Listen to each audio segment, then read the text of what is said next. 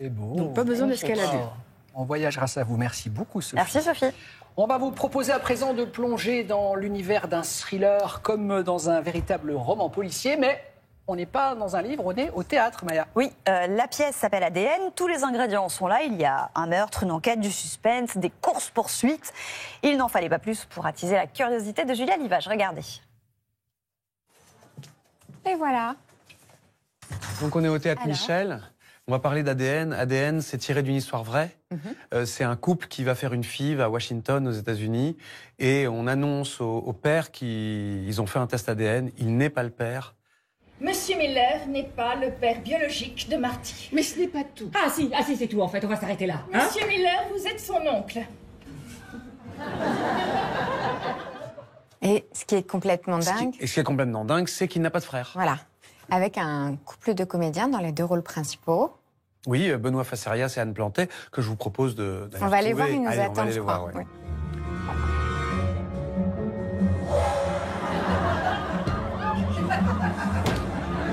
Officier Kaufmann, vous êtes dans l'état d'arrestation. Vous avez le droit de garder le silence. Si vous renoncez à ce droit, tout ce que vous direz pourra être tenu contre vous devant le cour de justice. Il est assez désespéré. À un certain moment, c'est dur. Oui, mais il lâche pas. On dirait que ça s'arrête jamais. Oui, Tu en prends plein en la fait, figure. c'est tout.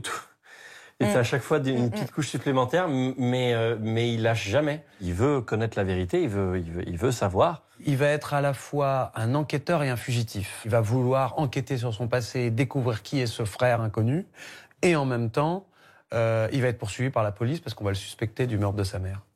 On fait vivre au spectateur une aventure, et à 360 degrés, parce qu'on joue dans la salle, on joue sur scène. Sur scène, ça bouge tout le temps, mais on vient bousculer un petit peu le public et on vient le faire frissonner au plus près de lui. Donc personne l'a vu. Vous vous foutez de moi ou quoi, là? Je suis innocent. Et toi, tu parles, t'es mort, ok? Je crois que j'ai repéré. Au deuxième rang. Un type très louche, un enfilade. Comment on ressent ça? Je trouve ça Ça génial. fait peur un peu? Ah non, Au pas début, du c'est terrifiant. Moi, les Ah oui, moi, premières, je pense. j'ai trouvé ça terrible de commencer dans la salle.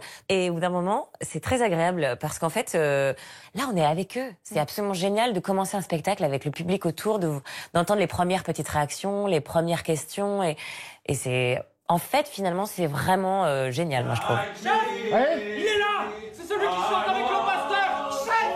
C'est Thomas Miller! Thomas Miller, les mains en l'air, ne bougez plus. Mes frères, baissez vos armes! Vous êtes ici dans la maison de Dieu, enfin! Le pitch de départ pose une question qui a l'air insoluble. C'est-à-dire, je suis l'oncle, mais je n'ai pas de frère. Ça a l'air d'être insoluble.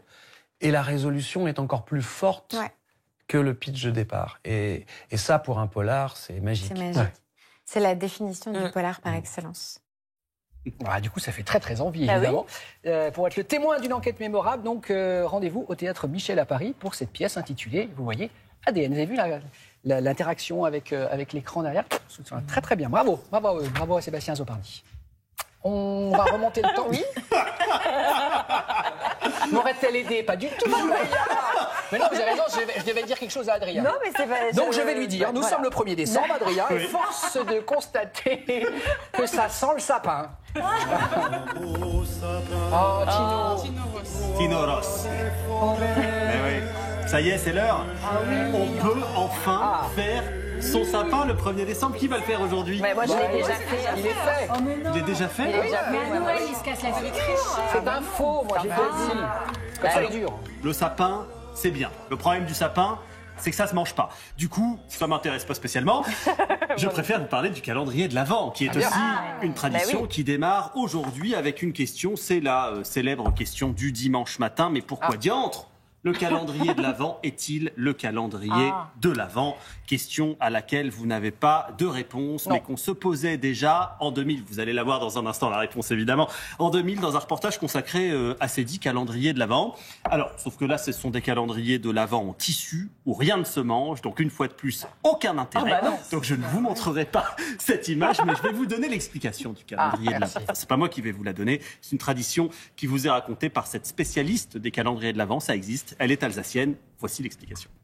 On suppose qu'un jour, il y avait une maman, pour essayer d'apprendre à compter à ses enfants, pour les tenir tranquilles, a fait 24 bretels, donc 24 petits gâteaux. Et elle les a collés sur un papier. Et tous les soirs, du 1er décembre au 24, les enfants se partageaient un de ces petits gâteaux. C'est mignon comme histoire. Ouais, c'est tout mignon. Ceci explique donc cela. D'accord. Après la tradition de Noël, une tradition télévisuelle qui s'est un peu perdue. Qui s'est totalement perdu. Vous allez voir 3 personnalités que vous reconnaissez.